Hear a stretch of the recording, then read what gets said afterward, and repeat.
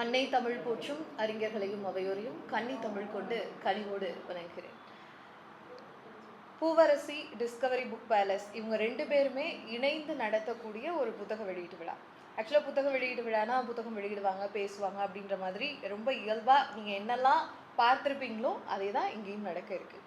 ஒரு வித்தியாசம் என்ன அப்படின்னு சொல்லிட்டு பார்க்கும்போது, இங்கே வந்திருக்கக்கூடிய சிறப்பு விருந்தினர்களாகட்டும், எழுத்தாளராக இருக்கட்டும், தன்னுடைய வாழ்வியலில் எதை அனுபவித்தார்களோ அந்த வாழ்வியலை எழுத்துப்பூர்வமாக கொடுத்து அதில் இருந்து சில சில விஷயங்களை மடைமாற்றம் செய்ய முடியுமா அப்படின்ற ஒரு முயற்சி தான் ஒவ்வொரு கலைஞனுடைய ஒரு மிகப்பெரிய முயற்சியாக இருக்கும். தன்னுடைய படைப்பின் வாயிலாக ஏதேனும் ஒரு சிறு மாற்றம் ஏற்பட்டாலும் அது ஒரு மிகப்பெரிய வெகுமதியாக பார்க்கப்படும். அந்த வகையில் இங்கே வந்திருப்பவர்கள் அனைவருமே அப்படி ஒரு சிறப்பான விஷயத்தை தொடர்ந்து செஞ்சுட்டு இருக்கவங்க. அதற்கான ஒரு அழகிய மேடை தான் இந்த மேடை. வெளுத்து போட்ட நிலா என்ற ஒரு புத்தக வெளியீட்டு விழாவிற்காக வந்திருக்கக்கூடிய அனைவரையும் வருக வருக என வரவேற்பதில் பெரும் மகிழ்ச்சி அடைகிறது இந்த டிஸ்கவரி புக் பேலஸ். இந்த நிகழ்ச்சிக்காக வந்திருக்கக்கூடிய சிறப்பு விருந்தினர்களை முதல்ல மேடைக்கு நம்ம அழைச்சிடலாம். இந்த நூலை வெளியிடுவதற்காக இங்கு இணைந்திருக்கிறார்.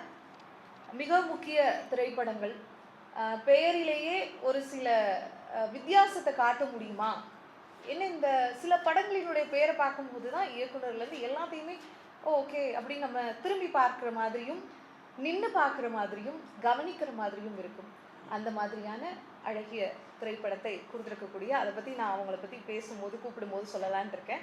அதனால முதலாவதாக நூல் வெளியிடுவதற்காக இங்கே வந்திருக்கக்கூடிய திரைப்பட இயக்குனர் மீரா கதிரவன் ஐயா அவர்களை அன்போடு மேடை கிடைக்கின்றோம். அதன் தொடர்ச்சியாக இந்த நூல் வெளியிடும் போது முதல் பிரதியை பெறுவங்க, அதாவது பெறப்போகிறவங்க ரொம்ப முக்கியமான ஒரு ஆளாக தான் இருக்கணும். அப்படி பார்க்கும்போது கவிஞர் கனிமொழி அம்மா நம்ம எல்லாருக்குமே ரொம்ப நல்லாவே தெரியும். தற்போது இந்த மேடையில் அவர் இணைய இருக்கிறார். உங்களுடைய கரவொலியும் மத்தியில் சிறப்பு பிரதி பெறுகிறவங்க பெறுபவர்கள் அப்படின்றத பார்க்கும்போது கலை இலக்கியம் இதெல்லாம் பார்த்துட்டே இருக்கும்போது இந்த கலையில் ஒரு உன்னதமான வடிவமாக வெறும் இமேஜினரியாகவும் நம்மளுடைய ரியாலிஸ்டிக்காகவும் பார்க்கக்கூடியதை விஷுவல்ஸாக காமிக்கிறது இன்னும் எளிதாக மனதில் பதியும். அந்த வகையில் தொடர்ந்து தன்னுடைய ஓவியத்துறையில் நிறைய எழுத்தாளர்களுக்காக தன்னுடைய பங்களிப்பை தந்திருக்கிறார், தொடர்ந்து தந்து கொண்டிருக்கிறார். ஓவியர் மணிவண்ணன் அவர்களை அன்போடு மேடை கலைக்கின்றோம்.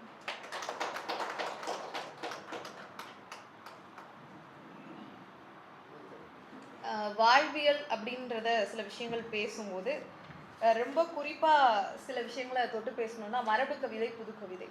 இந்த புது கவிதைக்கும் ஒரு இலக்கணம் உண்டு. அந்த இலக்கணத்திலேருந்து சற்றும் தவறாமல் ரொம்ப இலகுவாக ஒரு கவிதையை சொல்லிட்டு அழகாக நகர்ந்துடலாம் அப்படின்னா அதில் நாட்டுப்புற கூறு, கிராமிய வாழ்வியல் இதை அடிப்படையாக வச்சு நிறைய விஷயங்களை இன்றைய தலைமுறையும் படிக்கக்கூடிய விஷயத்தில் அழகாக கடத்தக்கூடிய ஒரு கவிஞர் வெயில் அவர்களை அன்போடு மேடை கலைக்கின்றோம்.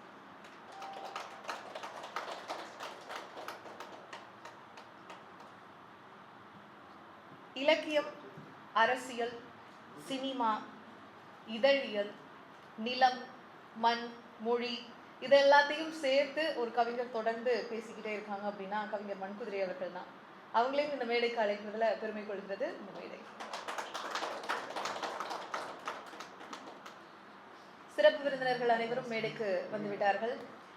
இந்த புத்தகத்தை எழுதியிருக்கக்கூடிய எழுத்தாளர் இதற்கு முன்னதாகவே ஒரு புத்தகமும் எழுதியிருக்கிறார். அந்த புத்தகத்தின் தலைப்பே நான் சொன்னது மாதிரியாவே நிற்க வச்சிருக்கோம், மௌனம் தின்னும் உடல். அந்த புத்தகம் வெளிவந்திருந்தால் கண்டிப்பாக ஒரு மிகப்பெரிய விஷயத்த விமர்சனங்களும் சரி வரவேற்பும் சரி கண்டிப்பான முறைகள் பெற்றிருக்கும். காரணம், அந்த புத்தகம் குவாரண்டைன் அப்படின்ற ஒரு ரீசன்னால நிறுத்தி வைக்கப்பட்டிருந்தது. பட் 2வது புத்தகம் மிகவும் அருமையாக, இந்த டைட்டிலை அவங்க ஏன் சூஸ் பண்ணாங்கன்றதை அவங்ககிட்டே நம்ம கேட்டும் தெரிஞ்சுக்கலாம். வெளுத்து போட்ட நிலா அப்படின்ற ஒரு அற்புதமான தலைப்பை வைத்திருக்கக்கூடிய, உளவியலை பேசக்கூடிய, ஒரு பெண்ணின் மனதை பேசக்கூடிய ஒரு ஆழமான புத்தகமாக இந்த புத்தகம் இருக்கும். அதை பற்றி பேசுவதற்காக சிறப்பு விருந்தினர்களும் இருக்கிறார்கள். எழுத்தாளரும் கீழே அமர்ந்திருக்கிறார். இந்த நிகழ்வினை முழுவதுமாக பார்ப்பதற்காக சிறிய அரங்கமாக, சிறு கூட்டமாக இருந்தாலும் நிறைய செறிவான கருத்துக்கள் பகிரப்பட இருக்கிறது. முதலாவதாக ஒரு 2 தினங்களுக்கு முன்பாக நாம் யாருமே எதிர்பார்க்காத ஒரு அன்ஃபார்ச்சுனேட்டாக நடந்த ஒரு விஷயம் தான் அகமதாபாத்தோடைய பிளேன் கிராஷ். ஆக்சுவலி யாருமே எதிர்பார்க்கல. பட் இழந்தது கேட்ட உடனே எல்லாரும் துடித்து போய் யாராவது சிலராவது வந்துட மாட்டாங்களா அப்படின்னு நினச்சிட்டு இருந்தோம். ஒரே ஒருவரை தவிர யாருமே பிழைக்கவில்லை. குறிப்பாக அந்த பிஜே ஹாஸ்பிட்டலுடைய அந்த விடுதியில் விழுந்ததுனால பாதிக்கப்பட்டவர்களும் நிறைய பேர். இருந்த பொதுமக்களும் நிறைய பேர். தற்போது அவர்களுக்கு அனைவருக்கும் மௌன அஞ்சலி செலுத்துவதற்காக ஒரு நிமிடம் எல்லாரும் எழுந்து நின்று அவங்களுக்காக மௌன அஞ்சலி செலுத்திடலாம். பூவரசி டிஸ்கவரி புக் பேலஸ் இணைந்து நடத்தும் திலக அழகுவின் வெளுத்து போட்டு நிலா என்ற கவிதை நூல் வெளியீட்டு விழாவிற்கு வந்திருக்கக்கூடிய அனைவருக்கும் வரவேற்புகளும் வாழ்த்துக்களும்.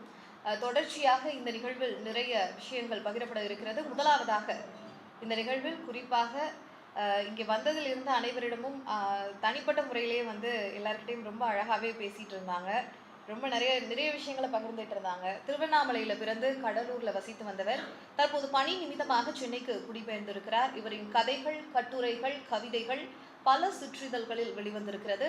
கடலூரில் நண்பர்களோடு இணைந்து ரொம்ப முக்கியமான ஒரு அழகான ஒரு விஷயம் என்னன்னா, ஆம்பல் இலக்கிய கூடல்னு நிறைய அமர்வுகள், நிறைய எழுத்தாளர்கள் எல்லாரையுமே அழைச்சிட்டாங்க. தமிழ்நாட்டில் இருக்கக்கூடிய பிரபல எழுத்தாளர்கள் எல்லாரையும் கூப்பிட்டுமே நிகழ்ச்சி பண்ணியிருக்காங்க.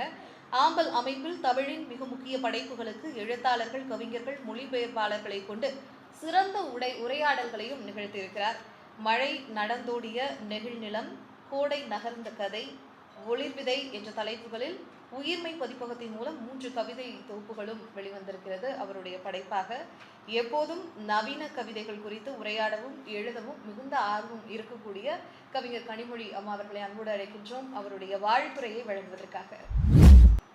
அவையில் அமர்ந்திருக்கும் அனைத்து நண்பர்களுக்கும் இனிய மாலை வணக்கம். பூவரசி பப்ளிகேஷன் மூலமாக இந்த புத்தகம் திலக அழகு என்பவரோட 2வது கவிதை தொகுப்பு என்று அறிந்தேன். இந்த 2வது கவிதை தொகுப்பு என்று அறிந்தேன்.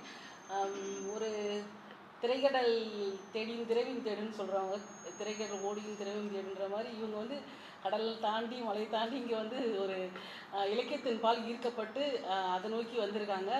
அதுக்காக ரொம்ப மகிழ்ச்சியோடு அவங்கள வரவேற்கிறோம். சிறுகதைகளோ கதைகளோ கவிதைகள் எல்லாமே பெண்கள்கிட்டருந்து ஆரம்பிக்கிறதா தான் நான் நினைக்கிறேன். நிறைய பாடல்கள், கதைகள் நாங்கள் வளர்கிற காலத்துலேருந்தே, சிறு வயதுலேருந்தே எங்கள் அம்மா பாட்டி பெண்கள் மூலமாக தான் அந்த கதைகள்லாம் எனக்கு நான் அறிஞ்சிருக்கேன். ஸோ நிறைய பாடல்கள் மாதிரி கவிதைகள் எல்லாமே பெண்கள் மூலமாக தான் எங்களுக்கு வந்திருக்கு. அந்த வழியில் பார்க்கும்போது பெண்கள் கவிதை எழுத வர்றது ரொம்ப இயல்பாக. நிறைய பெண்கள் இலக்கியத்தோட மற்ற வகைமைகளை விட கவிதைகள் பால் ஈர்க்கப்பட்டு கவிதைகள் மூலமாக இலக்கியத்துக்குள்ளே வர்றது ரொம்ப இயல்பான நிகழ்வாக இருக்குது. இது நிறைய இந்த மாதிரி விஷயங்களை ஒரு பகடிக்காக நிறைய பேர் சொன்னால் கூட எனக்கு இது ரொம்ப வரவேற்பாக தான் எனக்கு தோணுது. நம்ம இதுக்கு முன்னாடி படித்த கவிதைகள், நம்ம கோட்பாடுகள், நம்மளோட கற்பிதங்கள் எல்லாத்தையும் தூக்கி வச்சுட்டு இவங்க ஒரு கவிதைக்குள்ளே வந்திருக்காங்க. ஒரு 2வது தொகுப்பு கொண்டு வராங்க. இவங்க சொன்ன மாதிரி முதல் தொகுப்பு சரியாக வெளியே வரலன்னு நினைக்கிறேன். 2வது ஒரு கவிதை தொகுப்புக்குள்ளே கொண்டு வரும்போது ஒரு பெண் என்னவெல்லாம் பேச விரும்புவா, அவளுக்கு தெரிந்த மொழியில், அவளுக்கு தெரிந்த நடையில், அவளோட மொழியில், அவளோட சொற்களில் அவங்க அவங்க கவிதைகளை பேசுகிறாங்க. அது எல்லா பெண்களுக்கு ஒரு பெண் ஒரு கவிதை எழுதும்போது அது ஒரு பெண் இனத்தோட சார்பாக தான் அவங்க அந்த கவிதைகள் எழுத வராங்கன்னு நம்புகிறேன். கதைகளையுமே அந்த மாதிரி தான் எழுதுகிறாங்க. ஸோ இந்த பெண் ஒரு குரல் அந்த ஒரு பெண்ணோட திலக அழகுன்ற ஒரு பெண்ணோட குரலாக நான் நினைக்கல. இது ஒரு அனைத்து பெண்ணினத்தின் குரலாகவும் ஒரு மானுடத்தின் குரலாகவும் தான் பார்க்குறேன். எல்லாம் கவிதைக்குள்ளே வரும்போது இயல்பாக ஆரம்பிக்கிறது இந்த மாதிரி ஒரு அன்பு சார்ந்த கவிதைகள், ஒரு எதிர்பால் அவங்க நோக்கிய கோரிக்கைகள், அவங்க நோக்கிய முறையீடுகள், இதை மாதிரி வைக்கிற கவிதைகள், அப்புறம் தற்சார்பான கவிதைகள், இதை மாதிரி தான் எழுத வரோம். அந்த மாதிரி அந்த ஒரு நல்ல கவிதைகளை நோக்கி போகிற அந்த வழியில் இவங்க அந்த மாதிரி ஒரு கவிதைகளை இந்த மாதிரி தற்சார்பான கவிதைகள் நிறைய எழுதியிருக்காங்க, படிச்சிருக்கேன். எளிமையான மொழியில் அவங்க வெளிப்பாடு பண்ணியிருக்காங்க. இதுக்காக திலக அழகை நான் உளமாற வாழ்த்துறேன்.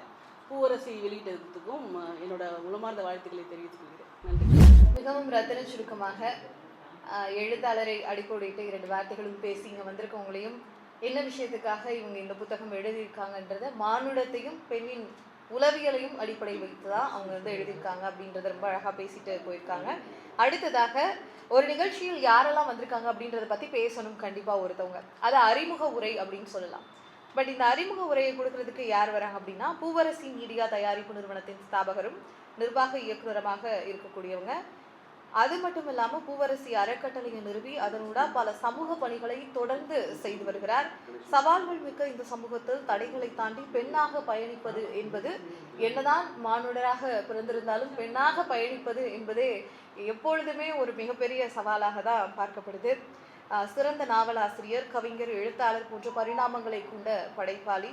கொச்சிக்கடை விசஸ் கும்மிடிப்பூண்டி என்கிற பிரபலமான நாவலை 2020 எழுதி வெளியிட்டிருக்கிறார். காப்பு என்கிற சிறுகதை தொகுப்பு, யாழ்தேவி 27, நிர்வாணமுக்தி என்கிற சிறுகதை நூல்கள், மூக்குத்தி பூ, விளக்கப்பட்ட தாள்கள், ஒரு மழை நாளும், நிசி தாண்டிய ராத்திரியும் அப்படின்ற ஒரு அழகான கவிதை நூலையும் அவங்க எழுதியிருக்காங்க. ஈழத்து நாட்டார் பாடலும் வழக்காட்சியலும் என்கிற ஆய்வு நூலையும் எழுதியிருக்காங்க. இப்படி 10க்கும் மேற்பட்ட நூல்களை எழுதியிருக்கக்கூடிய கவிஞர் ஈழவாணி அவர்களை அன்போடு அழைக்கின்றோம் அறிமுக உரை வழங்குவதற்காக. இந்த நிகழ்வுக்காக வருகை தந்திருக்கிற அனைவருக்கும் நன்றி. முதலில் இந்த நிகழ்வு சிறு தாமதம் ஏற்பட்டு தான் ஆரம்பித்திருந்தோம். அதற்காக அனைவரும் மன்னிக்க வேண்டும். இந்த நிகழ்விற்காக வருகை தந்திருக்கின்ற சிறப்பு விருந்தினர்கள் மீரா கதிரவன், இயக்குனர் மீரா கதிரவன், காத்திரமான திரைப்படங்களை எடுத்து தனக்கென ஒரு தனி பெயரை உருவாக்கி கொண்டிருக்கின்ற, சென்னையில், முக்கியமாக சென்னையில் என்னுடைய முதல் நண்பர் மீரா கதிரவன். அவரை இந்த நேரத்தில் நான் வரவேற்று மகிழ்கிறேன். வெயில் இன்றைய கவிஞர்களில் மிக பிரபலமாக பேசப்படுகின்ற கவிஞர், எல்லோராலும் கொண்டாடப்படுகின்ற கவிஞர்கள், அதிகமாக ரசிகர்கள் இருக்கின்ற ப்ளஸ் ரசிகர்கள் பொதுப்பால் தான், அதில் அதிகமாக நீங்கள் பெண்களை சேர்த்துக்கொள்ளலாம். ரசிகர்கள் இருக்கின்ற வெயில் தரமான காத்திரமான கவிதைகளை எழுதி கொண்டிருக்கின்ற, உலகளாவிய ரீதியிலேயே பிரபலமாகி இருக்கிற கவிஞர், அவரையும் நான் இந்த நேரத்தில் வரவேற்றுக் கொள்கிறேன். வெயில் மண்குதிரை கவிஞர், எழுத்தாளர், ஒரு ஊடக படைப்பாளி, அவரையும் நான் இந்த நேரத்திலே மகிழ்வுடன் வரவேற்றுக் கொள்கிறேன்.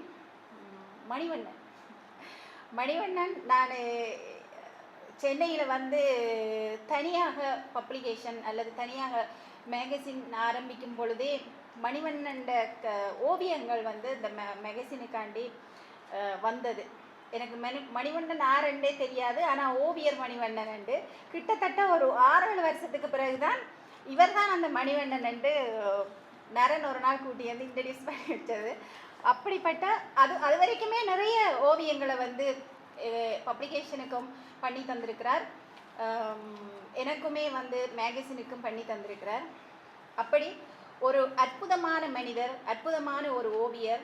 நம்ம என்ன சண்டை போட்டாலும் சண்டை போட்டு அடுத்த நாள் மணிவண்ணன் எனக்கு அவசரமாக ஒரு ட்ராப்பர் பண்ணணும், இல்லை இது பண்ணணுமெண்டா அது எல்லாத்தையும் அப்படியே வச்சுட்டு உடனே பண்ணி தருவார். இந்த ரேப்பர் கூட கடைசி கட்டத்தில் மணிவண்ணன் ஒரு ரேப்பர் பண்ணணும் அப்படின்னு சொல்லி ஒரு 12 மணித்தியாலத்தில் தன்னுடைய அற்புதமான ஒரு ஓவியத்தின் மூலம் இந்த அட்டை படத்தை உருவாக்கி தந்திருக்கின்ற மணிவண்ணன் அவர்களையும் இந்த நேரத்தில் வரவேற்கிறேன். என்னுடைய மரியாதைகளையும் தெரிவித்துக் கொள்கிறேன்.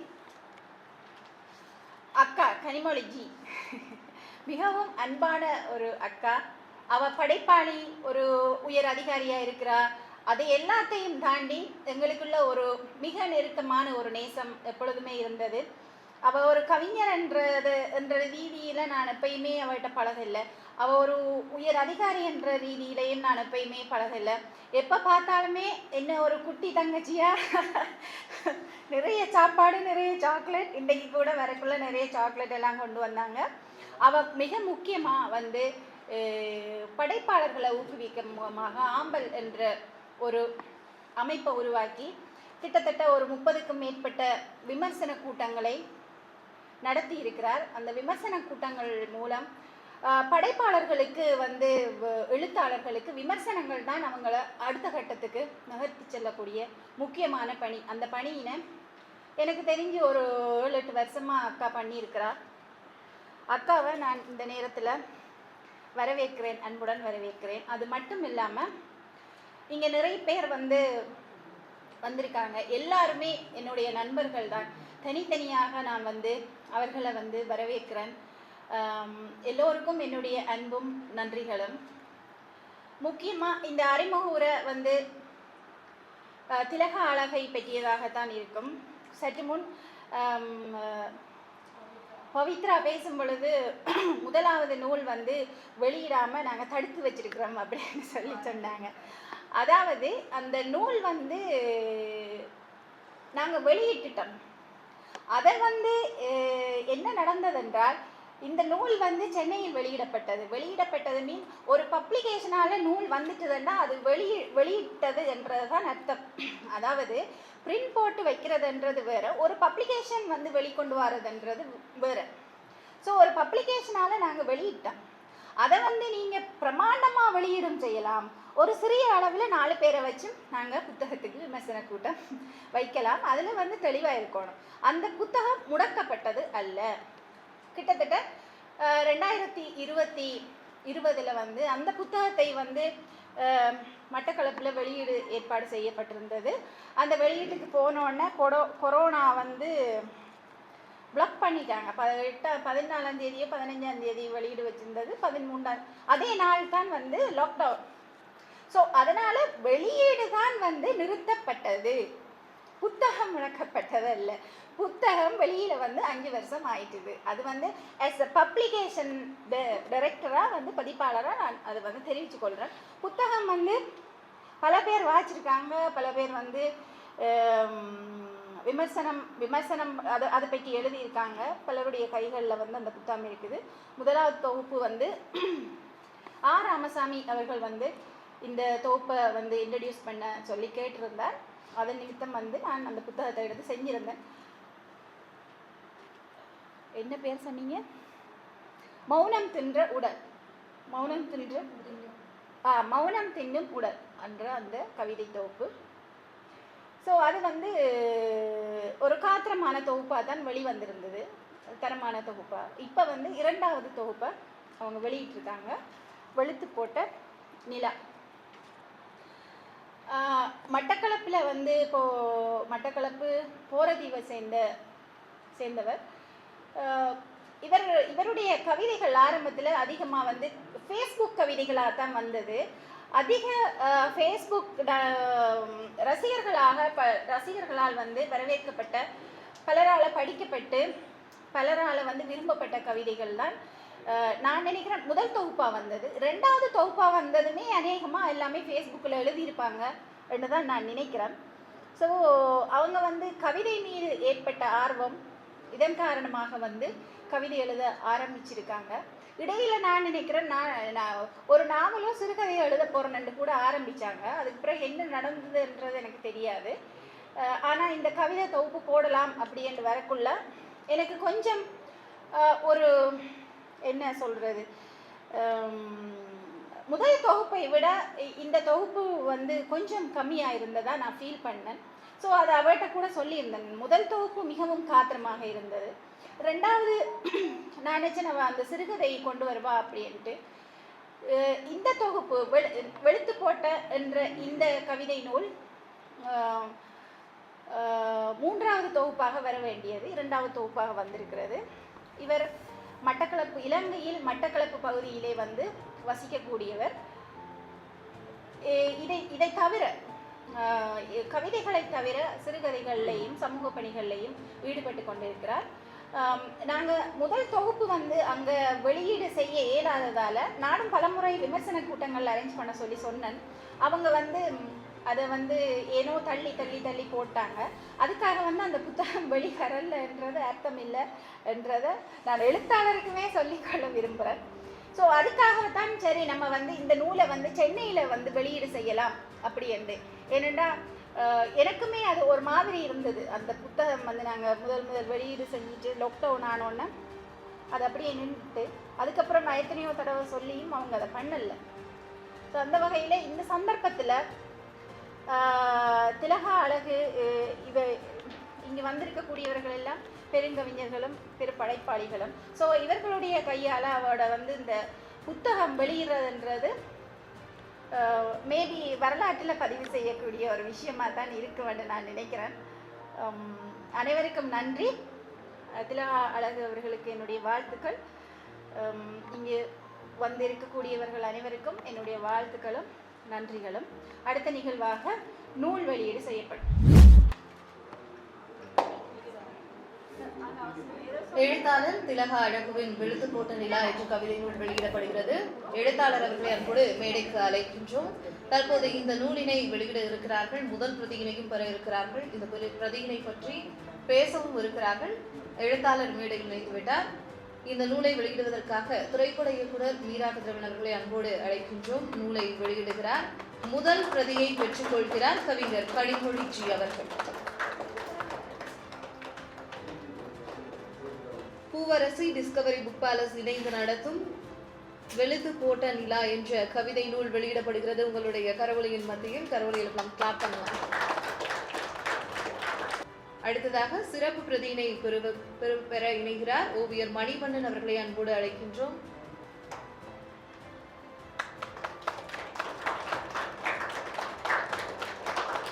திலகா அழகுவின் வெளுத்து போட்ட நிலா என்ற கவிதை நூல் வெளியிடப்பட்டு விட்டது. தொடர்ந்து நிறைய சிறப்பு உரைகள் ஆற்ற இருக்கிறார்கள்.